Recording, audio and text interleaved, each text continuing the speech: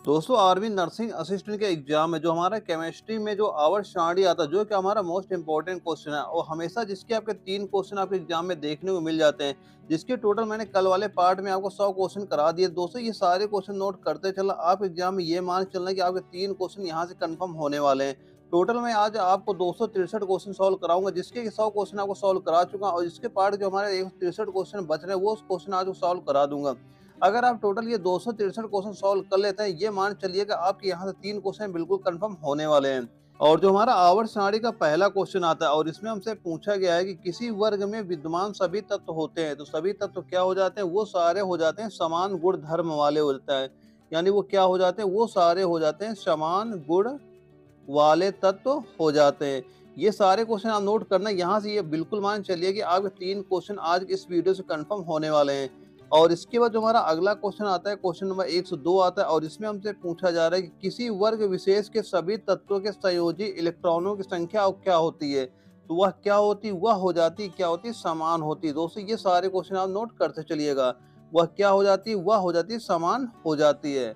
और अगला क्वेश्चन हमारा आता है, क्वेश्चन नंबर 103 आता है। इसमें पूछा जा रहा है कि कुकिंग गैस में कौन सी गैस होती है। यानी कुकिंग गैस में कौन सी गैस होती है। तो कुकिंग गैस जो हमारी मेन 2 गैसें होती है, पहली कौन सी हो जाएगी, पहली हमारी हो जाएगी प्रोपेन। पहली गैस हमारी हो जाएगी प्रोपेन और दूसरी क्या हो जाएगी, दूसरी हमारी हो जाएगी ब्यूटेन। दोस्तों ये सारे क्वेश्चन आप नोट करते चलना। यानी कुकिंग गैस में कौन सी गैस होती है, एक तो हमारी प्रोपेन हो जाएगी, एक हो जाएगी ब्यूटेन हो जाएगी। और अगला क्वेश्चन आता है, क्वेश्चन नंबर हमारा 104 आता है। इसमें पूछा जा रहा है कि केल्विन तापमापी में बर्फ का गलनांक कितना होता है। यानी केल्विन तापमापी में बर्फ का गलनांक कितना होता है, बर्फ गलनांक कितना हो जाएगा, वह हो जाएगा 273 केल्विन। हमारा बिल्कुल सही आंसर आपका हो जाएगा। और अगला क्वेश्चन हमारा आता है, क्वेश्चन नंबर 105 आता है और इसमें हमसे पूछा जा रहा है कि कोयला क्या है। यानी कोयला क्या होता है। तो कोयला क्या होता है, कोयला होता है तत्व या कोयला एक ठोस कार्बनिक पदार्थ है जिसको ईंधन के रूप में प्रयोग में लाया जाता है। तो कोयला क्या हो जाएगा, कोयला क्या हो जाएगा, कोयला एक हो जाएगा हमारा तत्व। या फिर यह भी कह सकते हैं कि जो हमारा कोयला होता है एक ठोस कार्बनिक पदार्थ है जिसको हम ईंधन के रूप में प्रयोग में लाया जाता है। और अगला क्वेश्चन हमारा क्या आता है, क्वेश्चन नंबर 106 आता है और इसमें हमसे पूछा जा रहा है कौन एक आवेश रहित कण है। यानी कौन एक आवेश रहित कण है। तो इसका आंसर क्या हो जाएगा, इसका आंसर हमारा हो जाएगा न्यूट्रॉन। यानी जो हमारा न्यूट्रॉन होता है, न्यूट्रॉन में कोई भी आवेश नहीं होता है, तो हमारा न्यूट्रॉन हमारा बिल्कुल सही आंसर आपका हो जाएगा। और अगला क्वेश्चन हमारा आता है, क्वेश्चन नंबर 107 आता है और इसमें हमसे पूछा जा रहा है कि कौन एक यौगिक है। यानी कौन एक यौगिक है। यह क्वेश्चन आपको जो वहां पे ऑप्शन दिए जाएंगे उस पर डिपेंड करेगा। अगर वहीं पे आपको रेत दिख जाती है, यानी रेत, तो रेत क्या हो जाता है, रेत एक यौगिक हो जाता है। हमारा रेत वाला बिल्कुल ऑप्शन आपका बिल्कुल सही हो जाएगा। और इसके बाद हमारा अगला क्वेश्चन आता है, क्वेश्चन नंबर 108 आता है। इसमें पूछा जा रहा है कौन विद्युत का कुचालक है। यानी कि कौन विद्युत का कुचालक है। तो विद्युत का कुचालक कौन सा हो जाएगा, विद्युत का कुचालक हो जाएगा शीशा। यानी जो हमारा शीशा होता है वह क्या होता है, वह विद्युत का कुचालक हो जाएगा। और अगला क्वेश्चन हमारा आता है, क्वेश्चन नंबर 109 आता है और इसमें हमसे पूछा जा रहा है कौन से तत्व धातु अधातु के गुण प्रदर्शित करते हैं। तो इसका सही आंसर क्या हो जाएगा, इसका सही आंसर हमारा हो जाएगा सिलिकॉन, बोरॉन और जर्मेनियम। क्या हो जाएगा, पहला हमारा हो जाएगा सिलिकॉन। पहला क्या हो जाएगा, पहला हमारा हो जाएगा सिलिकॉन। पहला हो जाएगा हमारा सिलिकॉन और दूसरा क्या हो जाएगा, दूसरा हमारा हो जाएगा बोरॉन। दूसरा क्या हो जाएगा, बोरॉन। और तीसरा क्या हो जाएगा, तीसरा हमारा हो जाएगा जर्मेनियम। तीसरा क्या हो जाएगा, जर्मेनियम। यानी कौन से तत्व धातु और अधातु के गुण प्रदर्शित करते हैं। एक हमारा सिलिकॉन हो जाएगा, दूसरा बोरॉन हो जाएगा और तीसरा जर्मेनियम हो जाएगा। और अगला क्वेश्चन हमारा आता है, क्वेश्चन नंबर 110 आता है। इसमें पूछा जा रहा है कि कौन सा तत्व द्रव अवस्था में पाया जाता है। यानी कि कौन सा तत्व ऐसा है जो द्रव अवस्था में पाया जाता है। जो हमारा पारा होता है, जो क्या होता है, हमारा जो होता है पारा होता है, वो हमारा कैसा द्रव अवस्था में पाया जाता है। यानी हमारा जो पारा होता है बिल्कुल सही आंसर आपका हो जाएगा। और अगला क्वेश्चन हमारा आता है, क्वेश्चन नंबर 111 आता है और इसमें हमसे पूछा जा रहा है कि कौन सा तत्व सूरज में बड़ी मात्रा में पाया जाता है। तो कौन सा तत्व हो जाएगा, वह हमारा हो जाएगा हाइड्रोजन। कौन सा तत्व हो जाएगा, वह हो जाएगा हमारा हाइड्रोजन। बिल्कुल सही आंसर आपका हो जाएगा। अगला क्वेश्चन हमारा आता है, क्वेश्चन नंबर 112 आता है। इसमें पूछा जा रहा है कि कौन सा पदार्थ खाने के वस्तुओं के परीक्षण में प्रयुक्त होता है। तो इसका सही आंसर क्या हो जाएगा, इसका सही आंसर माना हो जाएगा सोडियम बेंजोएट। इसका सही आंसर क्या हो जाएगा, इसका सही आंसर आप लिख लीजिए सोडियम और उसके बाद बेंजोएट, इसके बाद क्या हो जाएगा बेंजोएट, हमारा बिल्कुल सही आंसर आपका हो जाएगा। दोस्तों ये सारे क्वेश्चन नोट करना। आज इस क्लास से ये मान चलना आपके 3 क्वेश्चन बिल्कुल कंफर्म होने वाले हो गए। आप जब भी एग्जाम देने जाएंगे वहां पे आपको ऐसे ही क्वेश्चन वहां पे देखने को मिल जाएंगे। और अगला क्वेश्चन हमारा आता है, क्वेश्चन नंबर 113 आता है और इसमें पूछा जा रहा है कि कौन सा हाइड्रोजन के समस्थानिक नहीं है, यानी कौन से हाइड्रोजन के समस्थानिक नहीं है। जो हमारा प्लूटोनियम होता है, हमारा क्या होता है प्लूटोनियम होता है, वह क्या होता है हाइड्रोजन का समस्थानिक नहीं होता है। यानी इसका सही आंसर क्या हो जाएगा, इसका सही आंसर हमारा प्लूटोनियम बिल्कुल सही आंसर हमारा हो जाएगा। दोस्तों ये सारे क्वेश्चन नोट करते चलिएगा। और अगला क्वेश्चन हमारा आता है, क्वेश्चन नंबर 114 आता है और इसमें पूछा जा रहा है कि कौन सी अक्रिय गैस हमारे वायुमंडल में नहीं पाई जाती है। तो इसका सही आंसर क्या हो जाएगा, इसका सही आंसर हमारा हो जाएगा रेडॉन। इसका सही आंसर क्या हो जाएगा, इसका सही आंसर हमारा हो जाएगा रेडॉन। जो होती है हमारे वायुमंडल में नहीं पाई जाती है। और रेडॉन का संकेत क्या होता है, रेडॉन को कैसे लिखते हैं, इसको हम लिखते हैं इस तरह लिखा जाता है, रेडॉन का संकेत यह हो जाएगा। और अगला क्वेश्चन हमारा आता है, क्वेश्चन नंबर 115 आता है। इसमें हमसे क्या पूछा जा रहा है कि कौन सी अधातु कमरे के तापमान पर द्रव अवस्था में होती है। तो इसका सही आंसर क्या हो जाएगा, इसका सही आंसर हमारा हो जाएगा ब्रोमीन। इसका सही आंसर क्या हो जाएगा, ब्रोमीन हमारा बिल्कुल सही हो जाएगा। यानी कौन सी अधातु कमरे के तापमान पर द्रव अवस्था में होती है। जो हमारा ब्रोमीन होता है वो कमरे के तापमान में क्या रहती है, द्रव अवस्था में रहती है। और इसके बाद हमारा अगला क्वेश्चन आता है, क्वेश्चन नंबर 117 आता है और इसमें हमसे क्या पूछा जा रहा है कि कौन सी गैस नोबेल गैस है। इसे गैस लिखा हुआ है, इसे गैस कर लेना, यानी कौन सी गैस नोबेल गैस है। इसका सही आंसर क्या हो जाएगा, इसका सही आंसर हमारा क्या हो जाएगा, हीलियम हमारा बिल्कुल सही आंसर आपका हो जाएगा। यानी कौन सी गैस नोबेल गैस है, तो हमारा हीलियम क्या हो जाएगी, नोबेल गैस आपकी हो जाएगी, हीलियम हमारा बिल्कुल सही हो जाएगा। अगला क्वेश्चन आता है, क्वेश्चन नंबर 118 आता है। इसमें पूछा जा रहा है कौन सी धातु अचालक की भांति ट्रांजिस्टर के रूप में प्रयुक्त होती है। तो इसका सही आंसर क्या हो जाएगा, इसका सही आंसर हमारा जर्मेनियम बिल्कुल सही आंसर हो जाएगा। इसका सही आंसर क्या हो जाएगा, जर्मेनियम। जर्मेनियम हमारा बिल्कुल सही आंसर हो जाएगा। यानी कौन सी धातु अचालक की भांति ट्रांजिस्टर के रूप में प्रयुक्त होता है, कौन प्रयुक्त होता है, वह जर्मेनियम प्रयुक्त होता है। अगला क्वेश्चन आता है, क्वेश्चन नंबर 119 आता है और इसमें हमसे क्या पूछा जा रहा है कि कौन सी धातु जल के साथ अभिक्रिया करके ऑक्सीजन गैस पैदा करती है। तो इसका सही आंसर क्या हो जाएगा, इसका सही आंसर हमारा हो जाएगा कैडमियम। इसका सही आंसर क्या हो जाएगा, इसका सही आंसर हमारा हो जाएगा कैडमियम, हमारा बिल्कुल सही आंसर हो जाएगा। दोस्तों ये सारे क्वेश्चन नोट करते चलिएगा। और इसके बाद अगला क्वेश्चन आता है, क्वेश्चन नंबर 120 आता है और इसमें पूछ रहा है कि कौन सी धातु ठोस अवस्था में नहीं पाई जाती है। तो इसका सही आंसर क्या हो जाएगा, इसका सही आंसर हमारा हो जाएगा पारा। इसका सही आंसर क्या हो जाएगा, पारा हमारा बिल्कुल सही आंसर हो जाएगा। यानी कौन सी धातु ठोस अवस्था में नहीं पाई जाती, जो हमारा पारा होता है वो ठोस अवस्था में नहीं पाया जाता, इसलिए हमारा पारा बिल्कुल सही हो जाएगा। दोस्तों ये सारे क्वेश्चन है मोस्ट इंपॉर्टेंट क्वेश्चन, अब ये सारे क्वेश्चन नोट करते चलिएगा। और अगला क्वेश्चन हमारा आता है, क्वेश्चन नंबर 121 आता है। इसमें पूछा जा रहा है कि कौन सी धातु बिजली की अच्छी सुचालक होती है। तो इसका सही आंसर क्या हो जाएगा, इसका सही आंसर हमारा हो जाएगा चांदी।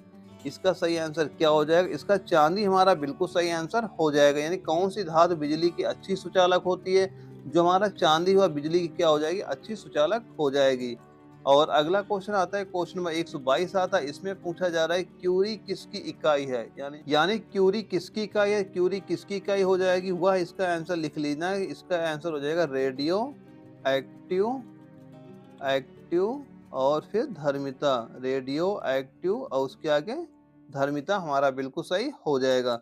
और अगला क्वेश्चन आता है हमारा, क्वेश्चन नंबर 123 आता है। इसमें पूछा जा रहा है कि क्रोमियम किस ब्लॉक से संबंधित है। यानी जो क्रोमियम होता है किस ब्लॉक से संबंधित है, तो यह डी ब्लॉक से संबंधित हो जाएगा। यह किस ब्लॉक से हो जाएगा, यह डी ब्लॉक से हमारा संबंधित हो जाएगा। और अगला क्वेश्चन आता है, क्वेश्चन नंबर 124 आता है। इसमें पूछा जा रहा है कि क्लोरीन को अपना ऑक्टेट पूरा करने के लिए कितने इलेक्ट्रॉन की आवश्यकता होती है। तो इसका सही आंसर क्या हो जाएगा, इसका सही आंसर हमारा हो जाएगा एक, हमारा बिल्कुल सही हो जाएगा। यानी क्लोरीन को अपना ऑक्टेट पूरा करने के लिए कितने इलेक्ट्रॉन की आवश्यकता होती है, तो एक इलेक्ट्रॉन की आवश्यकता होती है। दोस्तों ये सारे जो क्वेश्चन करा रहा हूँ ये सारे क्वेश्चन मोस्ट इंपॉर्टेंट क्वेश्चन है। ये सारे क्वेश्चन कई बार आपके आर्मी एनए के एग्जाम में पहले भी पूछे जा चुके हैं। और अगला क्वेश्चन हमारा आता है, क्वेश्चन नंबर 125 आता है। इसमें पूछ रहा है कि क्षार धातु का समूह है, तो क्षार धातु का समूह क्या हो जाएगा, क्षार धातु समूह हमारा क्या हो जाएगा, पहला तो हो जाएगा Li लिथियम, फिर हो जाएगा सोडियम, अगला क्या हो जाएगा के, हमारा ये सारे आंसर हमारे बिल्कुल सही हो जाएंगे। यानी क्षार धातु का समूह कौन सा हो जाएगा, क्षार धातु, ये हमारे जो तीन दिए कि ये सारे हमारे क्षार धातु के समूह होते हैं। और अगला क्वेश्चन हमारा आ रहा है क्वेश्चन नंबर 126 आ रहा है। इसमें पूछा जा रहा है क्षार धातु में से कौन सबसे अधिक प्रतिक्रियाशील होता है? और इसका सही आंसर क्या हो जाएगा? इसका सही आंसर हमारा हो जाएगा CS, हमारा बिल्कुल सही हो जाएगा। यानी क्षार धातु में कौन सबसे अधिक प्रतिक्रियाशील होती है? जो हमारा ये आंसर दिया गया है, सबसे अधिक क्रियाशील होती है हमारा ये, यानी क्षार धातु में से कौन सबसे अधिक प्रतिक्रियाशील होती है? सबसे अधिक प्रतिक्रियाशील कौन सा हो जाएगा? ये हमारा सबसे अधिक प्रतिक्रियाशील हो जाएगा। दोस्तों ये सारे क्वेश्चन नोट करते चलना, आप एग्जाम में ऐसे क्वेश्चन वहाँ पे देखने को मिल जाएंगे। और अगला क्वेश्चन हमारा आता है क्वेश्चन नंबर 127 आता है, और इसमें हमसे पूछा जा रहा है खाना पकाने का बर्तन कैसा होना चाहिए? तो इसका सही आंसर क्या हो जाएगा? इसका सही आंसर हमारा हो जाएगा उच्च विशिष्ट ऊष्मा का, निम्न चालकता का। इसका सही आंसर क्या हो जाएगा? इसका सही आंसर हमारा हो जाएगा उच्च विशिष्ट, इसका आंसर लिख लीजिए ना, उच्च विशिष्ट ऊष्मा, उच्च विशिष्ट ऊष्मा का निम्न चालकता, यानी कि निम्न चालकता। इसका सही आंसर क्या हो जाएगा? इसका सही आंसर हमारा हो जाएगा उच्च विशिष्ट ऊष्मा का निम्न चालकता, हमारा बिल्कुल सही हो जाएगा। और अगला क्वेश्चन आता है क्वेश्चन में 128 आता है। इसमें पूछा जा रहा है कि गोताखोर किस गैसों के मिश्रण से सांस लेते हैं? तो इसका सही आंसर क्या हो जाएगा? इसका सही आंसर हमारा हो जाएगा ऑक्सीजन और हीलियम के मिश्रण से। इसका सही आंसर क्या हो जाएगा? इसका सही आंसर हमारा हो जाएगा ऑक्सीजन। इसका सही आंसर क्या हो जाएगा? ऑक्सीजन और ऑक्सीजन, और अगला क्या हो जाएगा हमारा? हीलियम। अगला क्या हो जाएगा? हीलियम। अगला क्या हो जाएगा? हीलियम। यानी गोताखोर किस गैसों के मिश्रण से सांस लेते हैं? ऑक्सीजन और हीलियम की सहायता से क्या करते हैं? सांस लेते हैं। अगला क्वेश्चन हमारा आता है क्वेश्चन नंबर 129 आता है, और इसमें पूछा जा रहा है कि गोबर गैस का वैज्ञानिक नाम क्या है? यानी गोबर गैस का वैज्ञानिक नाम क्या है? इसका वैज्ञानिक नाम क्या हो जाएगा? वह हो जाएगा बायोगैस। इसका वैज्ञानिक नाम क्या हो जाएगा? इसका वैज्ञानिक नाम हो जाएगा हमारा बायोगैस, हमारा इसका वैज्ञानिक नाम हो जाएगा। और अगला क्वेश्चन हमारा आता है क्वेश्चन नंबर 130 आता है, और इसमें क्या पूछा जा रहा है गोबर गैस में मुख्यतः कौन सी गैस होती है? यानी जो हमारी गोबर गैस होती है, इसमें मुख्यतः कौन सी गैस होती है? इसमें मुख्यतः क्या होती है? जो हमारा पहला तो हो गया मीथेन। और मीथेन कितने परसेंट होता है? जो हमारा मीथेन होता है, मीथेन हमारा होता है 55 से लेके 56% हमारा क्या होता है? मीथेन होता है। और उसके बाद क्या होता है? Carbon dioxide. उसके बाद क्या होता है? कार्बन डाइऑक्साइड होता है, और जो कि होता है 35 से 40% हमारा क्या होता है? कार्बन डाइऑक्साइड हमारा होता है। और उसके बाद क्या होता है? उसमें अल्प मात्रा में वाष्प भी पाई जाती है वहां पे। और इसके बाद जो हमारा अगला क्वेश्चन आता है, क्वेश्चन नंबर कौन सा हो जाएगा? हमारा 131 हो जाएगा, और इसमें हमसे पूछा जा रहा है चमकने वाला व माचिसों में प्रयुक्त होने वाला पदार्थ कौन सा होता है? और इसका सही आंसर क्या हो जाएगा? इसका सही आंसर हमारा हो जाएगा फास्फोरस। इसका सही आंसर क्या हो जाएगा? इसका सही आंसर हमारा क्या हो जाएगा? फास्फोरस। इसका सही आंसर क्या हो जाएगा? इसका सही आंसर फास्फोरस, हमारा बिल्कुल सही हो जाएगा। अगला क्वेश्चन आता है क्वेश्चन नंबर 132 आता है। इसमें पूछा जा रहा है चांदी का लैटिन नाम क्या होता है? यानी जो चांदी होती है, इसका लैटिन नाम क्या होता है? इसका लैटिन नाम लिख लीजिए, क्या हो जाएगा? वह हो जाएगा अर्जेंटम। इसका आंसर लिख लेना, इसका आंसर हमारा हो जाएगा अर्जेंटम। इसका संकेत क्या होता है? इसका संकेत हमारा एजी हो जाता है। यानी चांदी का लैटिन नाम क्या हो जाएगा? चांदी का लैटिन नाम हो जाएगा अर्जेंटम हो जाएगा। और इसे लिखते हैं कि संकेत क्या होता है? संकेत हमारा इसका एजी हो जाएगा। दोस्तों ये सारे क्वेश्चन आगे मोस्ट इंपॉर्टेंट क्वेश्चन है, अभी सारे क्वेश्चन नोट करते चलिएगा। और अगला क्वेश्चन हमारा आता है क्वेश्चन नंबर 133 आता है। इसमें पूछा जा रहा है जल पर तैरने वाली धातु कौन सी है? तो जल पर तैरने वाली धातु कौन सी हो जाएगी? वह हमारी कौन सी हो जाएगी? वह सोडियम, हमारी बिल्कुल सही हो जाएगी। यानी कि जल पर तैरने वाली धातु कौन सी हो जाएगी? वह हमारी सोडियम, बिल्कुल सही हो जाएगी। अगला क्वेश्चन हमारा आता है क्वेश्चन में 134 आता है। इसमें पूछा जा रहा है जैसा कि हम एक अवधि के दौरान बाएं से दाएं जाते हैं तो इलेक्ट्रॉन आकर्षण खाली स्थान पर होता है। तो इसका सही आंसर क्या हो जाएगा? इसका सही आंसर हो जाएगा क्या होता है? वह इंक्रीज होता है, यानी क्या होता है? वह बढ़ता है। इसका सही आंसर क्या हो जाएगा? खाली स्थान में क्या लिख देंगे? बढ़ता है। यानी जैसा कि हम एक अवधि के दौरान बाएं से दाएं जाते हैं तो इलेक्ट्रॉन आकर्षण क्या होता है? वह हो जाता है, बढ़ जाता है वहां पे। और अगला क्वेश्चन आता है क्वेश्चन नंबर 135 आता है। इसमें पूछा जा रहा है कि टंगस्टन का लैटिन नाम क्या होता है? यानी जो हमारा टंगस्टन होता है, टंगस्टन का लैटिन नाम क्या हो जाएगा? वह हो जाएगा ओल्ड फ्रॉम। यानी उसका क्या हो जाएगा? उसका हो जाएगा ओल्ड फ्रॉम। उसका क्या सही आंसर हो जाएगा? ओल्ड फ्रॉम, हमारा बिल्कुल सही आंसर आपका हो जाएगा। और इसका संकेत क्या हो जाता है, इसका संकेत कैसे लिखते हैं, W के द्वारा इसका संकेत लिखा जाता है। और अगला क्वेश्चन हमारा आता है, क्वेश्चन नंबर 136 आता है। इसमें पूछा जा रहा है टिन का लैटिन नाम क्या होता है। या जो हमारा टिन होता है, टिन का लैटिन नाम क्या होता है, उसका लैटिन नाम क्या होता है, स्टेनम होता है। उसका लैटिन नाम क्या हो जाएगा, स्टेनम उसका लैटिन नाम हमारा हो जाएगा। और इसका संकेत क्या लिखेंगे, संकेत कैसे लिखते हैं, SN, ये हमारा क्या हो जाएगा, संकेत हो जाएगा। और अगला क्वेश्चन हमारा आता है, क्वेश्चन नंबर 137 आता है। और इसमें हमसे पूछा जा रहा है कि डाबेर राइन के 3 तत्वों के वर्गीकृत समूह को क्या कहा जाता है। तो उसे क्या कहा जाता है, उसे त्रिक बोला जाता है। उसे क्या बोलते हैं, उसे त्रिक बोला जाता है। तो और अगला क्वेश्चन हमारा आता है, क्वेश्चन नंबर 138 आता है। और इसमें पूछा जा रहा है कि डोबेनियर ट्राइट्स में किस तत्व को ब्रोमीन और आयोडीन के साथ रखा गया था। तो किस तत्व को रखा गया था, वह क्लोरीन को रखा गया था। किस तत्व को रखा गया था, वह क्लोरीन को रखा गया था। और अगला क्वेश्चन हमारा आता है, क्वेश्चन नंबर 139 आता है। इसमें पूछा जा रहा है तत्व के परमाणु त्रिज्या का घटता क्रम में लिखे। यानी तत्व के परमाणु को त्रिज्या का घटता क्रम में लिखे। दोस्तों मैं आपको एक ऑप्शनली बता देता हूँ, लेकिन अगर आप एग्जाम में यही 4 ऑप्शन दिख जाते हैं तो यही सही कर लीजिएगा। ये हमसे पूछा जा रहा है तत्व के परमाणु त्रिज्या का घटता क्रम लिखिए। तो मान लो पहला क्रम से लिख लेते हैं। पहले मान लो बी लिख दिया, फिर हमारा सी हो गया, फिर हमारा एन हो गया, फिर हमारा ओ हो गया। ये सारे कैसे परमाणु त्रिज्या के घटते क्रम में मैंने लिख दिए हैं। आपको भी एग्जाम में ऐसे ही वहाँ पे ट्राई करना है। और इसके बाद हमारा अगला क्वेश्चन आता है, क्वेश्चन में 140 आता है। इसमें पूछा जा रहा है कि तत्व के सबसे छोटे भाग को कहा जाता है। तो इसका सही आंसर क्या हो जाएगा, इसका सही आंसर हमारा हो जाएगा परमाणु। इसका सही आंसर क्या हो जाएगा, इसका सही आंसर हो जाएगा परमाणु। यानी तत्व के सबसे छोटे भाग को कहा जाता है, सबसे छोटे भाग को क्या कहा जाता है, वह परमाणु कहा जाता है। अगला क्वेश्चन आता है, क्वेश्चन में 141 आता है। इसमें पूछा जा रहा है कि तत्वों की व्यवस्था किस क्रम में की जाती है। यानी तत्वों की व्यवस्था किस क्रम में की जाती है, तो किस क्रम में होती है, यह परमाणु संख्या के बढ़ते क्रम में होती है। किस क्रम में होती है, यह इसका सही आंसर क्या हो जाएगा, यानी परमाणु। इसका सही आंसर क्या हो जाएगा, इसका सही आंसर हमारा हो जाएगा परमाणु संख्या के बढ़ते क्रम। क्या हो जाएगा, परमाणु संख्या के बढ़ते क्रम। इसका सही आंसर क्या हो जाएगा, परमाणु संख्या के बढ़ते क्रम हमारा बिल्कुल सही हो जाएगा। अगला क्वेश्चन आता है, क्वेश्चन में 142 आता है। और इसमें हमसे पूछा जा रहा है कि तांबा का लैटिन नाम क्या होता है। यानी कि तांबा का लैटिन नाम क्या हो जाएगा, तो तांबा का हमारा लैटिन नाम क्या हो जाएगा, वह हो जाएगा क्यूप्रम। उसका लैटिन नाम क्या हो जाएगा, लैटिन नाम हमारा हो जाएगा क्यूप्रम। उसका लैटिन नाम क्या हो जाएगा, क्यूप्रम। तो इसका संकेत क्या होता है और इसका संकेत कैसे होता है, Cu के द्वारा, इसे संकेत के द्वारा लिखा जाता है। यही तांबा का लैटिन नाम क्या हो जाएगा, वह क्यूप्रम हो जाएगा। और अगला क्वेश्चन आता है, क्वेश्चन नंबर हमारा 143 आता है। और इसमें पूछा जा रहा है कि तारों में सबसे ज्यादा पाया जाने वाला तत्व कौन सा है। तो सबसे ज्यादा पाया जाने वाला तत्व कौन सा हो जाएगा, वह हो जाएगा हाइड्रोजन हमारा। वह क्या हो जाएगा, हाइड्रोजन हमारा बिल्कुल सही हो जाएगा। अगला क्वेश्चन आता है, क्वेश्चन में 144 आता है। इसमें पूछा जा रहा है कि थोरियम का परमाणु क्रमांक कितना होता है। यानी थोरियम का परमाणु क्रमांक कितना होता है, इसका परमाणु क्रमांक कितना हो जाएगा, वह हो जाएगा 90 हमारा बिल्कुल सही हो जाएगा। अगला क्वेश्चन आता है, क्वेश्चन में 145 आता है। इसमें पूछा जा रहा है कि थोरियम की परमाणु संख्या कितनी होती है। यानी थोरियम की परमाणु संख्या कितनी होती है, तो कितनी हो जाएगी, वो इसका सही आंसर हमारा हो जाएगा 90 हमारा बिल्कुल सही हो जाएगा।